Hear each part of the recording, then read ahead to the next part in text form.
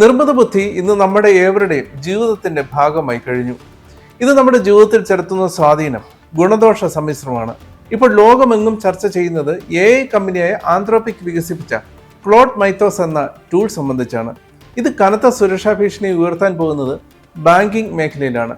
ഈ പശ്ചാത്തലത്തിൽ കേന്ദ്ര ധനകാര്യമന്ത്രി നിർമ്മല സീതാരാമൻ ഷെഡ്യൂൾഡ് കൊമേഴ്സ്യൽ ബാങ്കുകളിലെ ഉന്നത ഉദ്യോഗസ്ഥരുടെ യോഗം കഴിഞ്ഞ ദിവസം വിളിച്ചു ചേർത്തു. യോഗത്തിൽ സൈബർ സുരക്ഷാ സംവിധാനങ്ങളും പ്രോട്ടോക്കോളുകളും ശക്തിപ്പെടുത്താൻ മന്ത്രി നിർദ്ദേശം നൽകി. സൈബർ സുരക്ഷാ പിഴവുകൾ കണ്ടെത്തുന്നതിൽ അസാമാന്യ കഴിവുള്ള AI ടൂളാണ് മൈത്തോസ്. ബാങ്കിംഗ് സോഫ്റ്റ്വെയറുകളിലെ പിഴവ് കണ്ടെത്തി അത് ദുരുപയോഗം ചെയ്യപ്പെടാനുള്ള സാധ്യത മുൻനിർത്തിയാണ് മൈത്തോസിനെ ഇപ്പോൾ ലോകം മുഴുവൻ ഗൗരവമായി കാണുന്നത്.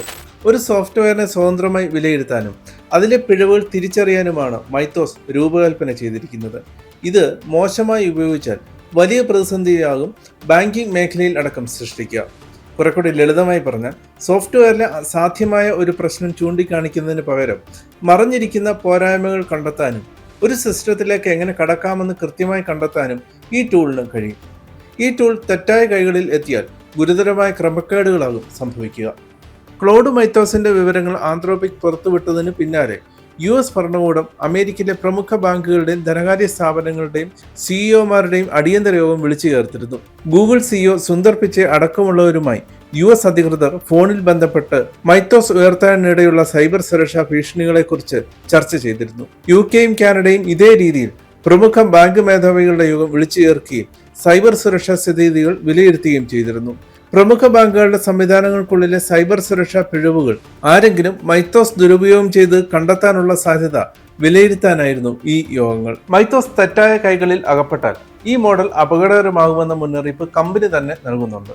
അതിനാൽ തന്നെ മൈത്തോസ് പൊതുജനങ്ങൾക്ക് നൽകാനാകില്ല എന്ന നിലപാടിലാണ് ആന്ത്രോപിക്. ക്ലോഡ് മൈത്തോസ് പൊതുജനങ്ങൾക്ക് ലഭ്യമല്ലാത്തതിനാൽ യാതൊരു തരത്തിലുള്ള സൈബർ സുരക്ഷാ ഭീഷണിയും ഈ AI ടൂൾ ഉയർത്തുന്നില്ല എന്നാണ് കമ്പനി US ഭരണകൂടത്തെ അടക്കം അറിയിച്ചിരിക്കുന്നത്. അതേസമയം സാധാരണക്കാരായ ഉപഭോക്താക്കൾ മൈത്തോസിലേക്ക് അനധികൃതമായി കടന്നുകയറി എന്ന വാർത്ത പുറത്തു വന്നതോടെയാണ് ബാങ്കുകളുടെ അടക്കം സൈബർ സുരക്ഷ സംബന്ധിച്ച് ആശങ്കകൾ ഉയർന്നത്. ഒരു സ്വകാര്യ ഓൺലൈൻ ഫോറത്തിലെ ഉപഭോക്താക്കളുടെ ഗ്രൂപ്പാണ് ക്ലോഡ് മൈത്തോസിലേക്ക് കടന്നു കയറിയതെന്ന് റിപ്പോർട്ടിൽ പറയുന്നു. പൊതുജനങ്ങൾക്ക് ലഭ്യമാകാതെ ഗൂഗിൾ അടക്കമുള്ള കമ്പനികൾക്കും ചില സംഘടനകൾക്കും മാത്രം മൈത്തോസ് ആദ്യഘട്ടത്തിൽ ലഭ്യമാക്കുമെന്ന് കമ്പനി പ്രഖ്യാപിച്ച ദിവസം തന്നെ അവർ മൈത്തോസിലേക്ക് ആക്സസ് ചെയ്തുവെന്നാണ് പുറത്തുവരുന്ന വിവരം. സംഭവത്തെക്കുറിച്ച് അന്വേഷണം തുടങ്ങിയതായി ആന്ത്രോപിക് വ്യക്തമാക്കിയിട്ടുണ്ട്. ഈ അവകാശവാദം സ്ഥിരീകരിക്കുന്ന തരത്തിലുള്ള തെളിവുകൾ ഇതുവരെ ലഭിച്ചിട്ടില്ലെന്ന് കമ്പനി പറയുന്നു. മൈത്തോസ് വ്യാപകമായി ലഭ്യമാകുന്നത് കമ്പ്യൂട്ടർ ഉള്ള ആർക്കും വിപുലമായ ഹാക്കിംഗ് സംവിധാനം കൈമാറുന്നത് പോലെയാണെന്ന് ടെക് ലോകം വിലയിരുത്തുന്നു. 27 വർഷമായി OpenBSDയിൽ ഉണ്ടായിരുന്ന ഒരു പിഴവ് ഉൾപ്പെടെ ലിനക്സ്, ഫയർഫോക്സ് എന്നിവയിലെ മെമ്മറി മാനേജ്മെന്റ് തകരാറുകൾ മൈത്തോസ് സ്വയം കണ്ടെത്തിയത് ഈ സാങ്കേതികവിദ്യ ഉപയോഗിച്ചാണെന്ന് പറയപ്പെടുന്നു. സൈബർ സുരക്ഷാ പിഴവുകൾ കണ്ടെത്തുന്നതിൽ ക്ലോഡ് മൈത്തോസ് മറ്റ് AI മോഡലുകളിൽ നിന്നും തികച്ചും വ്യത്യസ്തമാണെന്ന് കമ്പനി അവകാശപ്പെടുന്നു.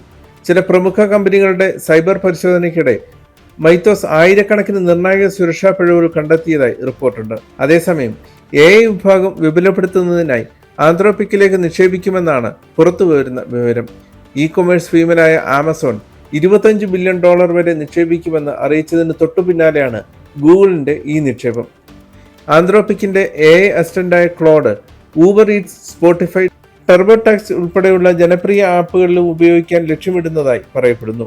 ബാങ്കുകളുടെ സൈബർ പരിശോധനാ ശേഷികൾ തുടർച്ചയായി ശക്തിപ്പെടുത്തുന്നതിന് ലഭ്യമായ ഏറ്റവും മികച്ച സൈബർ സുരക്ഷാ പ്രൊഫഷണലുകളെയും പ്രത്യേക ഏജൻസികളെയും ഉൾപ്പെടുത്താനും മന്ത്രി നിർമ്മല സീതാരാമൻ ബാങ്കുകളോട് നിർദ്ദേശിച്ചു. സൈബർ ഭീഷണികളോട് വേഗത്തിലും ഫലപ്രദമായും പ്രതികരിക്കുന്നതിന് ഒരു ഏകോപിത സംവിധാനം വികസിപ്പിക്കാൻ ഇന്ത്യൻ ബാങ്ക് അസോസിയേഷനെ ധനമന്ത്രി ചുമതലപ്പെടുത്തി. സംശയാസ്പദമായ ഏതൊരു പ്രവർത്തനമോ സൈബർ സംഭവമോ Indian computer emergency response team ഉൾപ്പെടെയുള്ള ബന്ധപ്പെട്ട അധികാരികളെ ഉടൻ അറിയിക്കാനും ബന്ധപ്പെട്ട എല്ലാ ഏജൻസികളുമായി ഏകോപനം നിലനിർത്താനും ബാങ്കുകളോട് മന്ത്രി നിർദ്ദേശിച്ചു. കൊട്ടാക് ഇൻസ്റ്റിറ്റ്യൂഷണൽ ഇക്വിറ്റീസ് റിപ്പോർട്ട് പ്രകാരം മൈത്തോസ് പോലുള്ള AI മോഡലുകൾ ഇന്ത്യയുടെ IT സേവന മേഖലകളുടെ വളർച്ചയ്ക്ക് തടസ്സമുണ്ടാക്കുന്ന അപകട സാധ്യതകൾ സൃഷ്ടിച്ചേക്കുമെന്ന് മുന്നറിയിപ്പ് നൽകുന്നു. ഭാവിയിലെ AI മോഡലുകളിൽ ദ്രുതഗതിയിലുള്ള വളർച്ച ഉണ്ടായാൽ അത്തരം പുരോഗതിയിൽ ദോഷകരമായ അപകട സാധ്യതകൾ വർദ്ധിപ്പിക്കുമെന്ന് റിപ്പോർട്ട് ചൂണ്ടിക്കാട്ടുന്നു. ഡെവലപ്പർമാരുടെയോ അഡ്മിനിസ്ട്രേറ്റർമാരുടെയോ സഹായമില്ലാതെ തന്നെ സിസ്റ്റങ്ങളിലെ സുരക്ഷാ വീഴ്ചകൾ കണ്ടെത്താനും അത് പരിഹരിക്കാനും മൈത്തോസിന് കഴിയും എന്ന് തെളിയിക്കപ്പെട്ടിട്ടുണ്ട്.